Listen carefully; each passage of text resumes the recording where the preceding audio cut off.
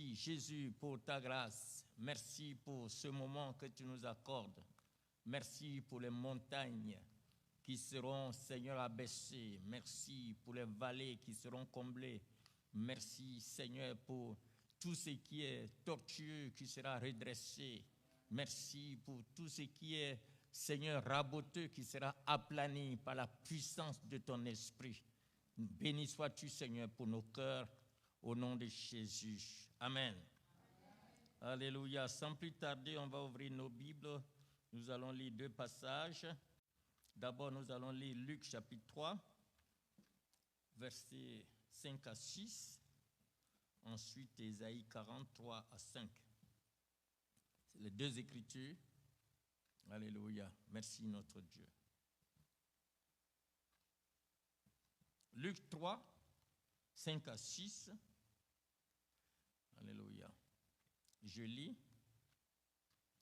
Toute vallée sera comblée. Toute montagne et toute colline seront abaissées. Ce qui est tortueux sera redressé et les chemins raboteux seront aplanis. Et toute chair verra le salut de Dieu. Ésaïe 43 à 5. Une voix crie, préparez au désert le chemin de l'Éternel. Aplanissez dans les lieux arides une route pour notre Dieu. Que toute vallée soit exaucée, que toute montagne et toute colline soient abaissées, que les coteaux se changent en plaine et les défilés étroits en vallons. Alors, la gloire de l'Éternel sera révélée et au même instant, toute chair la verra, car la bouche de l'Éternel a parlé. Que le Seigneur bénisse sa parole. Alléluia. Voilà, nous allons parler cet après-midi de 4 choses à faire pour expérimenter la gloire de Dieu. 4 choses à faire pour expérimenter la gloire de Dieu selon ces tests qui nous ont été donnés. On parle ici de Jean-Baptiste, le messager que Dieu a envoyé pour préparer le chemin à son fils bien-aimé.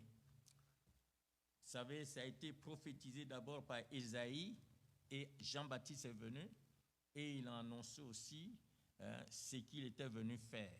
Vous savez, c'est ça. Il faut toujours avoir la vision, il faut savoir ce que Dieu t'appelle à faire et tu dois t'attacher à ce qu'il t'appelle à faire.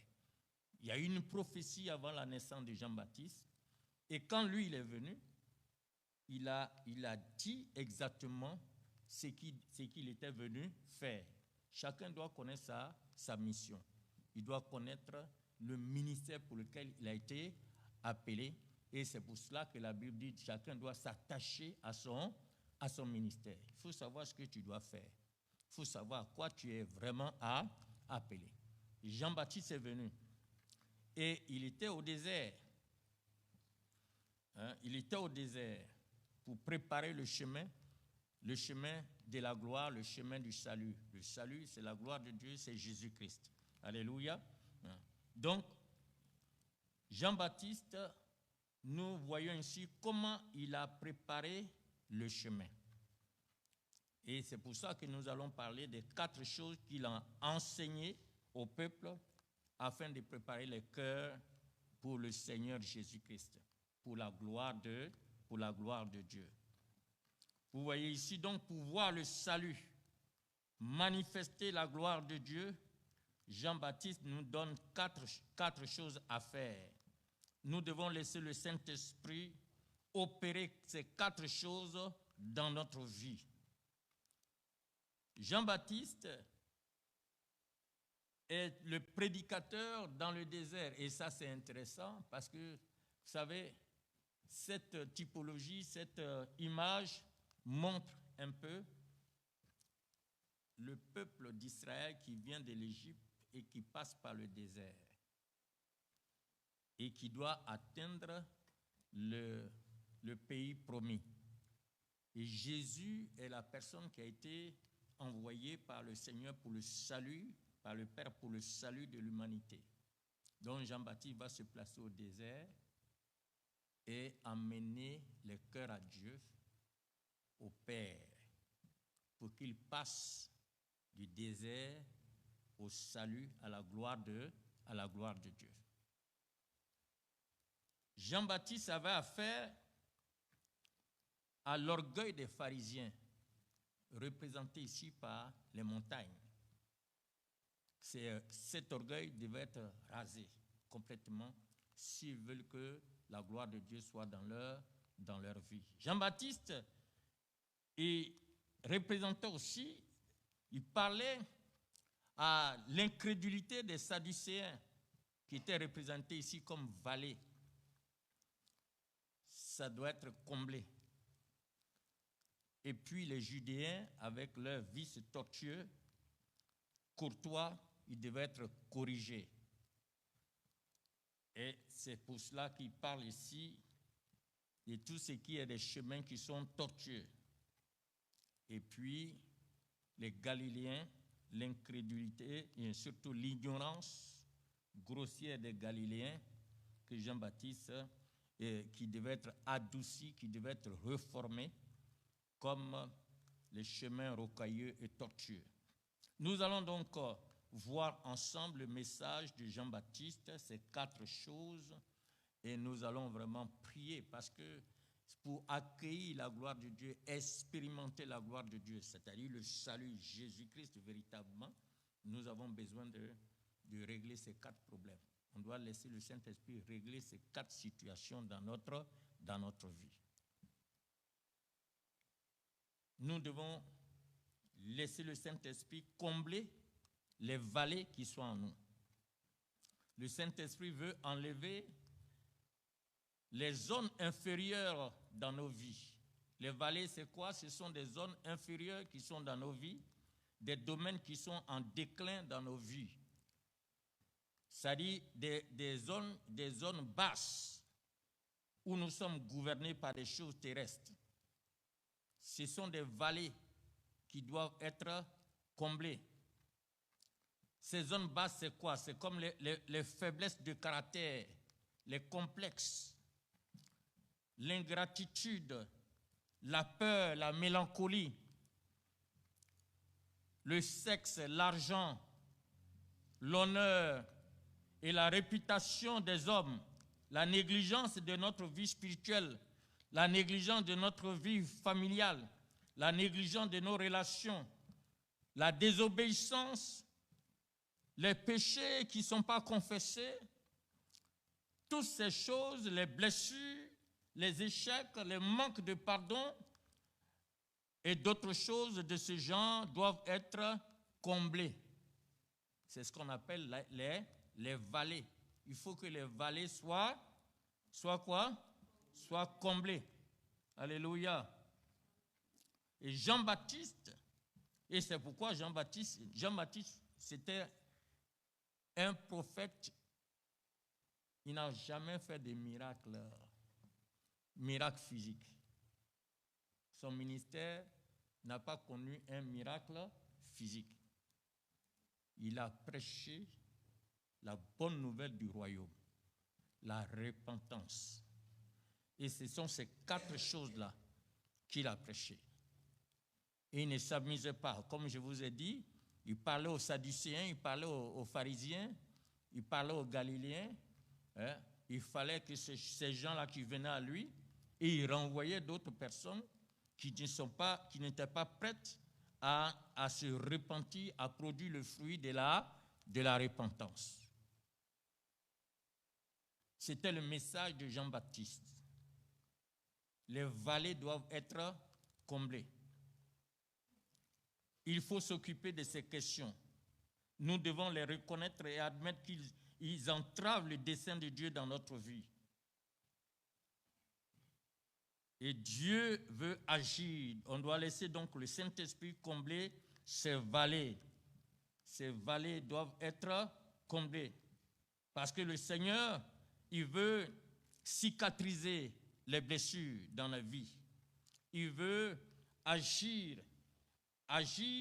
dans la vie de celui qui l'accepte, qui le reçoit véritablement avec un cœur sincère.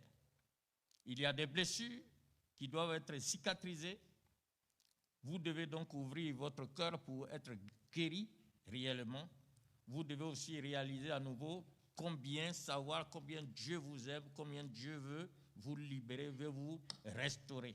Jean-Baptiste était là pour donner ce message. Chaque vallée donc doit être élevée et chaque zone basse doit être construite afin que le Seigneur puisse venir établir sa gloire dans nos vies.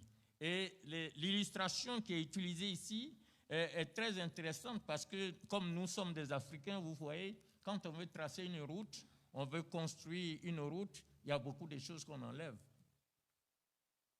On a des machines qui viennent, qui enlèvent tous les arbres, et puis les régions montagneuses qui écrasent les montagnes pour que la route soit créée.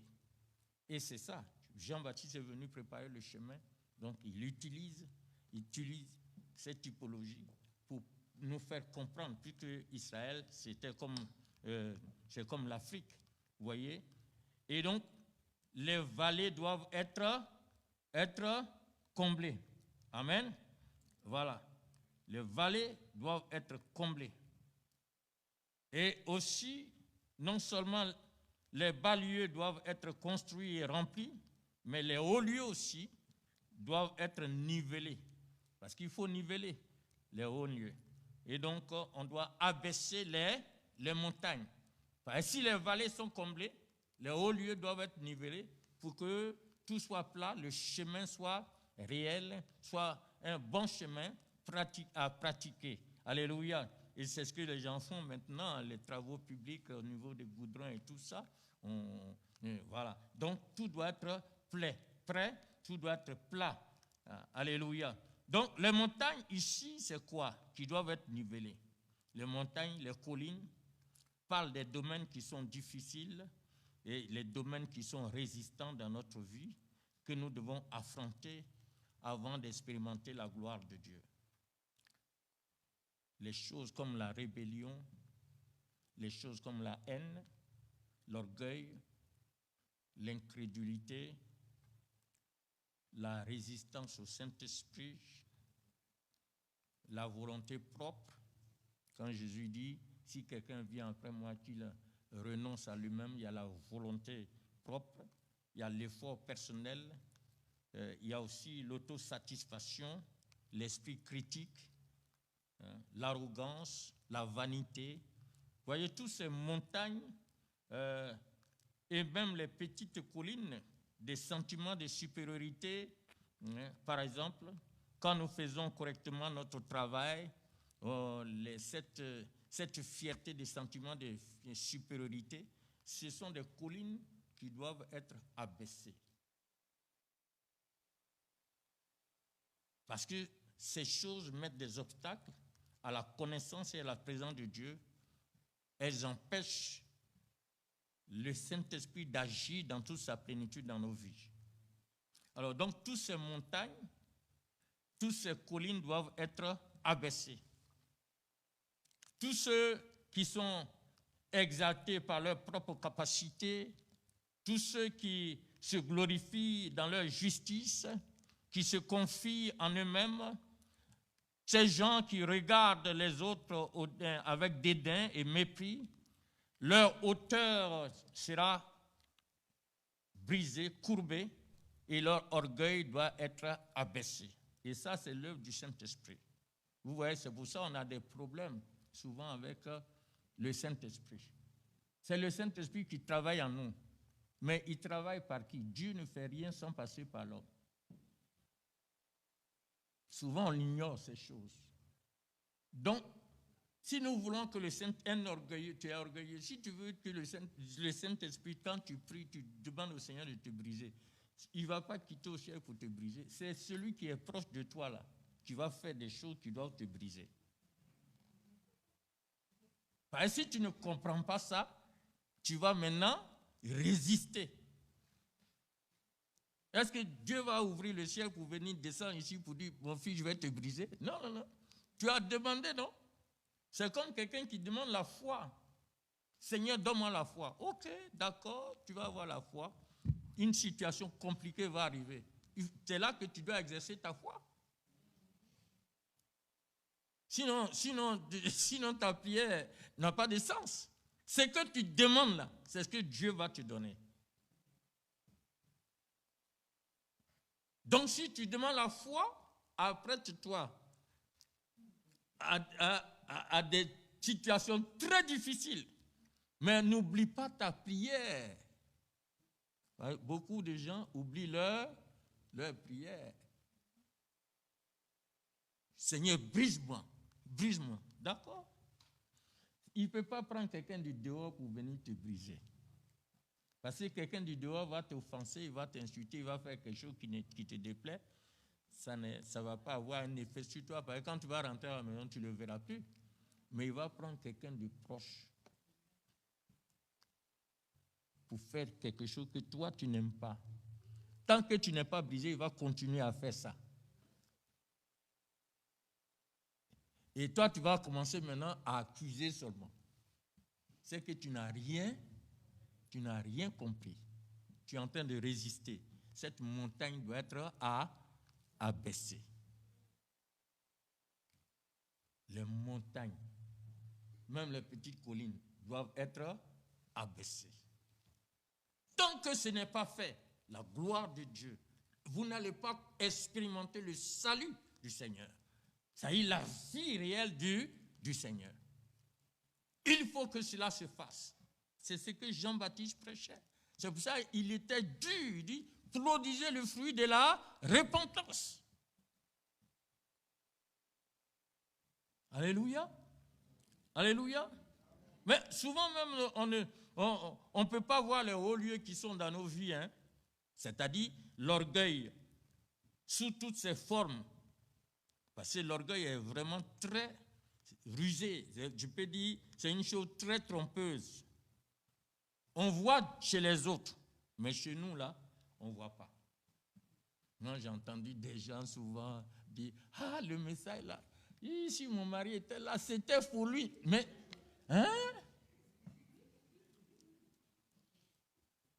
Ah, si mon mari, ma femme était, elle allait entendre ça. Vraiment, oh, pourquoi il n'est pas venu?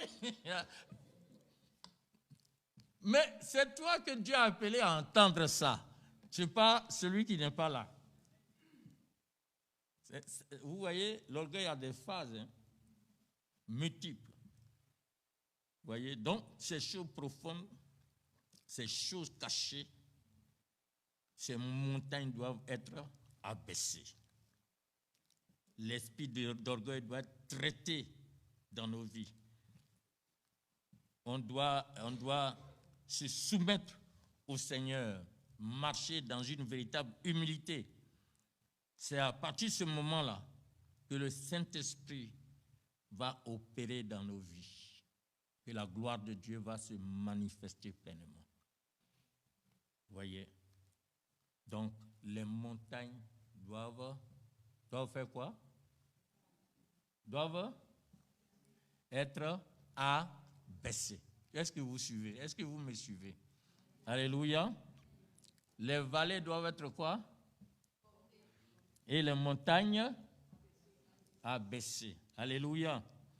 On va donc passer au troisième point. Ce qui est tortueux doit être redressé.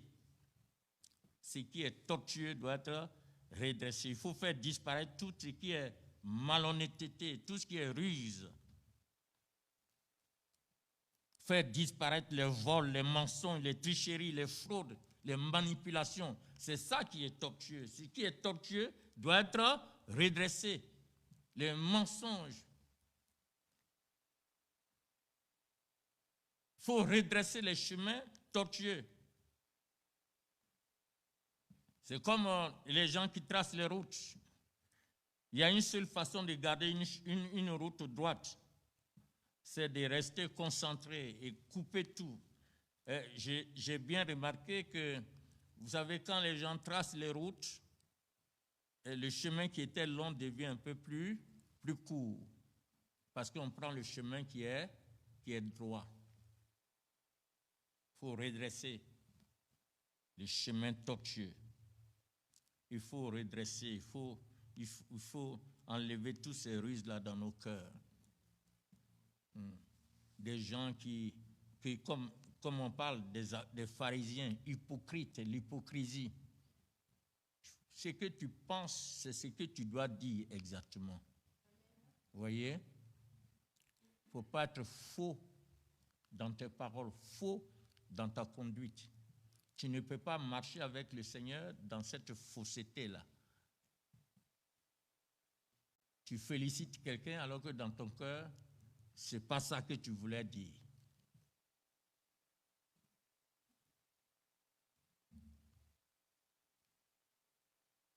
Mais c'est comme les sorciers que j'ai surpris au village. Dans mon village, quand je vais, je vous dis souvent, quand je vais au village, c'est là-bas, moi, je pratique ma foi. ma foi. Quand je vais, on m'a dit non, on m'avait montré au centre du village, on dit que c'est ici que les sorciers là tiennent leur réunion. Hein, à partir de minuit, ils tiennent leur réunion. Et voilà. Et donc, il y a un hôtel qu'ils ont mis là. J'ai dit, bon, d'accord, j'ai compris. Et puis, vers les 23h45, je prends les frères avec qui je prie et on va sur le lieu là-bas. Et on commence à prier là-bas. On commence à prier. On met tout sous le sang de Jésus. Que celui qui vient là, qui sort de son corps, qui vient là, il doit être foudroyé. Et ça, on le fait tout le temps que je passe au village, on est dedans là-bas. Et j'ai prié comme ça. Et puis un jour, je visitais les gens pour dire bonjour. J'ai trouvé un groupe de personnes qui étaient réunis. Ce sont les sorciers du village, les vieux là, ils sont réunis. Et puis il y a un qui était en train de parler de moi. Mais lui là, qu'est-ce qu'il est venu chercher ici? Il est venu chercher quoi ici? Leur affaire de fermer les yeux, Dieu, où on ferme les yeux là, c'est dans ça, il se trouve, il dérange tout le monde ici. Mais il avait tourné dos. Moi, je venais par le dos. Il ne me voyait pas. Les autres me voient, mais ils ne pouvaient pas lui dire « Ah, il arrive !» Il ne pouvait pas lui dire. Il était en train de parler, et puis je suis arrivé, j'ai dit bonjour. Il dit « Voilà, c'est ton Dieu là que je veux prier. » Vous voyez comment les gens sont des menteurs. Je lui ai dit « Mais ce que je viens d'entendre est au contraire de ce que tu viens de dire. » Mais justement, ça c'est mon village, si je viens ici. Pourquoi? Avant, quand je n'étais pas converti, vous étiez dans la joie que je vienne ici. Quand je frappais les gens là, je vous étais content. Mais maintenant que j'ai le Seigneur, tu es en train de vous plaignez. Mais c'est parce que le Seigneur veut que je sois ici. Et donc, je lui ai parlé, je lui ai annoncé l'évangile pour se libérer de tout ce qui le tient en captivité. C'est ça, les gens sont hypocrites. Vous voyez, tout ce qui est tortueux là doit être redressé. Si tu veux rentrer dans les choses tortueuses, ça sera difficile de voir la gloire de Dieu dans ta vie. Il faut une véritable conversion. Nous voulons voir la gloire de Dieu. Cette année-là, nous voulons voir la gloire de Dieu. Tu veux voir la gloire de Dieu? Il faut te libérer de tout ce qui est tortueux. Alléluia. Donc, on a vu combien de choses déjà? Lesquelles? Les vallées doivent être comblées. Les montagnes, les collines doivent être abaissées. Et ce qui est tortueux doit être... Amen. 4e point. Nous devons aplanir les chemins raboteux. Le Saint-Esprit doit aplanir notre inconstance, notre infidélité, irrésolution, l'irresponsabilité. Il doit adoucir notre rigidité aussi, notre agressivité et notre grossièreté. Toutes ces choses font partie de ce qui est raboteux, ce qui est dur. Alléluia. Donc, les chemins raboteux doivent être aplanis. Vous savez, on a souvent des caractères rudes, très sévères, des caractères rudes qui sont comparés à des lions ou à des ours. Il faut que ces caractères-là deviennent calmes, deviennent paisibles, doux et faciles. La parole de Dieu dit que votre douceur soit connue de tous. Donc, ce qui est raboteux doit être aplani. Les zones inégales de notre vie doivent être restaurées totalement au nom de Jésus-Christ. Quel que soit ce que nous sommes, nous devons venir au Seigneur et laisser le Saint-Esprit nous transformer de gloire en gloire, nous transformer à l'image du Seigneur. Alors, c'est pour cela que nous sommes au Seigneur. Alors, celui qui est rude, le Seigneur parle de la douceur. Il faut que son caractère puisse changer, laisser le Saint-Esprit manifester le fruit de l'Esprit dans sa vie. Et c'est comme ça que le verset 5 de Ésaïe chapitre 40 va se mettre en marche. C'est comme ça que nous allons recevoir la promesse du Seigneur. La Bible dit la promesse de tout homme. Ici, le Ésaïe 45 dit, alors, vous voyez, c'est quand les collines, les vallées seront comblées, les montagnes et les collines seront abaissées, tout ce qui est tortueux sera redressé et tout ce qui est raboteux sera aplani, alors la gloire de l'Éternel sera révélée. Alors, la gloire de l'Éternel sera révélée. Et dans Luc, il est dit, alors, tout œil, il est dit, alors, attends, je vais lire, Luc, il est dit, et toute chair verra le salut de Dieu.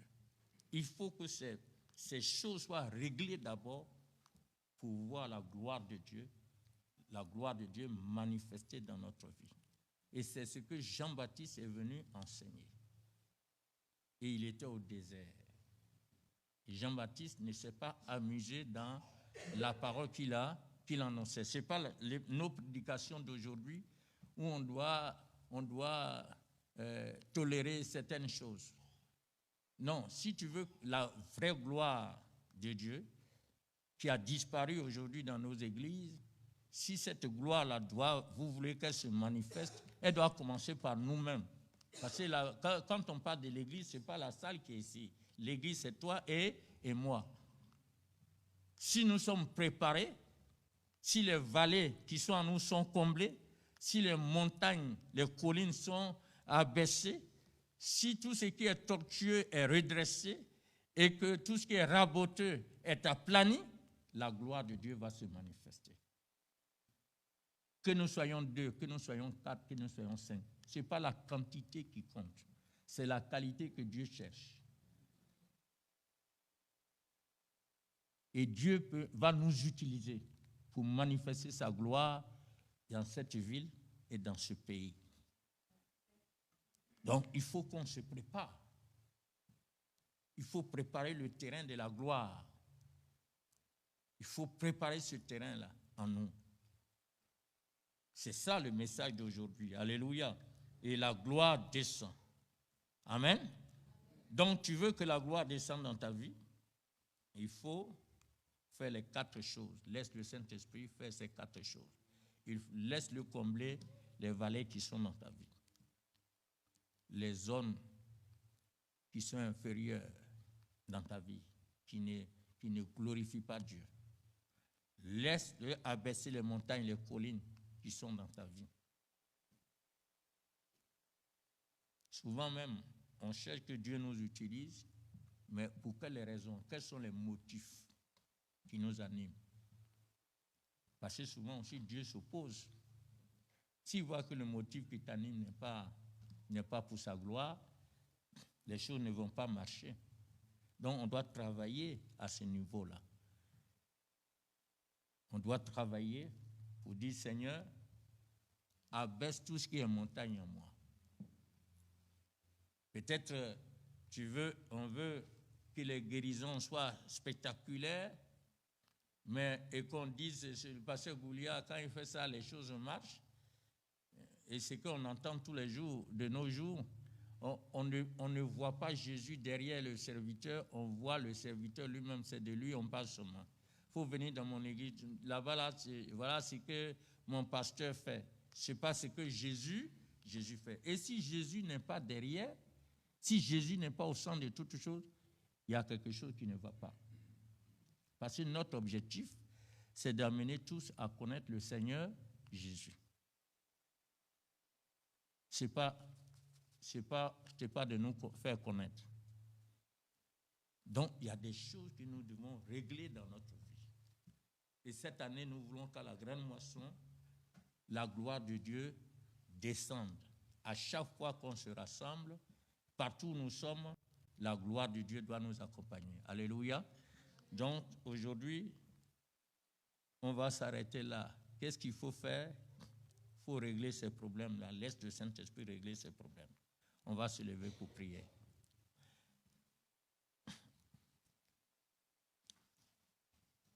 Tu dois parler au Saint-Esprit.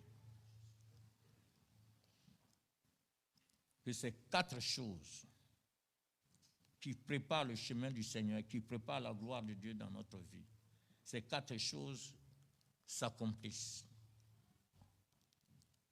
Même si nous voulons connaître un bon mariage, un mariage glorieux, un mariage où on est vraiment en paix, le Saint-Esprit doit régler ces 4 choses.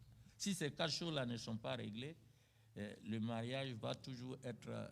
Il y a toujours le feu qui va être là. Et puis c'est le feu étranger, ce n'est pas le feu du Saint-Esprit. Le feu étranger va être là. On va toujours avoir des problèmes. Donc, mets-toi en prière. Je vais te laisser prier. Tu vas examiner ta vie. Est-ce qu'il y a une vallée en toi qui a besoin d'être comblée? Ou bien il y a des montagnes, des collines en toi qui doivent être abaissées? Ou bien il y a les choses tortueuses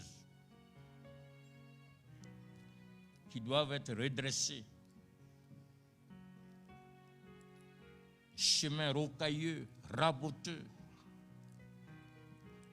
l'entêtement. Tu dis quelque chose, tu ne veux pas que quelqu'un d'autre parle. Ces choses-là doivent être aplanies. Surtout, ce qui est bien, quand on vit une vie de couple, il faut voir qu'est-ce que ton conjoint te reproche chaque jour. Toi aussi qui reproches les gens, toi aussi tu dois voir ta vie aussi.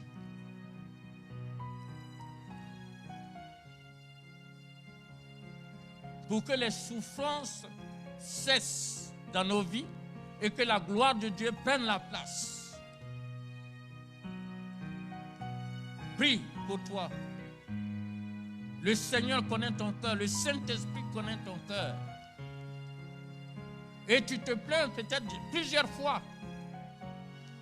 Mais regarde, est-ce qu'en toi, il n'y a pas de vallée à combler? Est-ce qu'en toi, il n'y a pas de montagne, de collines à abaisser? Est-ce qu'en toi, il n'y a pas de tout ce qui est tortueux à redresser?